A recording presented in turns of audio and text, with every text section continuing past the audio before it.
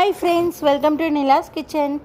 நம்ம இன்றைக்கி என்ன பார்க்க போகிறோம்னா, சூப்பரான ஒரு புதினா கொத்தமல்லி சட்னி எப்படி செய்யலான்னு பார்க்கலாங்க. அந்த க்ரீனிஷ் மாறாமல் எப்படி செய்யணும்னு பார்க்கலாங்க. நான் ஆயில் 1 டேபிள் ஸ்பூன் ஊற்றிட்டுங்க. அதில் கடலைப்பருப்பு 2 ஸ்பூன், உளுந்து 2 ஸ்பூன் போட்டு நல்லா வதக்கிட்டுங்க. கூடவே ஒரு 7 பச்சை மிளகாய் போட்டு நல்லா வதக்கி எடுத்துக்கிறேங்க. இது தனியாக ஒரு பவுலில் ஒரு மிக்ஸி ஜாரில் எடுத்து வச்சுக்கலாங்க.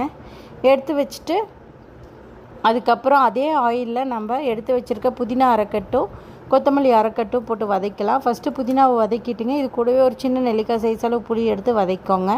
வதக்கிட்டு இப்போ நம்ம நல்லா வதங்கினதுக்கப்புறம் நம்ம கொத்தமல்லி ஆட் பண்ணிக்கலாம். கொத்தமல்லி ஆட் பண்ணி ரொம்ப நேரம் வதக்கணும்னு இல்லைங்க.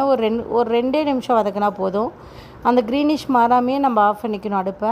அவ்வளோதான், சூப்பராக வதங்கிருச்சுங்க. இப்போ நம்ம மிக்ஸி ஜாரில் அதை பல்ஸ் வச்சு எடுத்துட்டுங்க.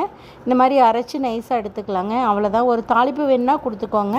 கண்டிப்பாக உங்களுக்கு இந்த வீடியோ பிடிச்சிக்கணும்னு நினைக்கிறேன். லைக் பண்ணுங்கள், ஷேர் பண்ணுங்கள். மறக்காமல் ஃபேஸ்புக் பேஜை ஃபாலோ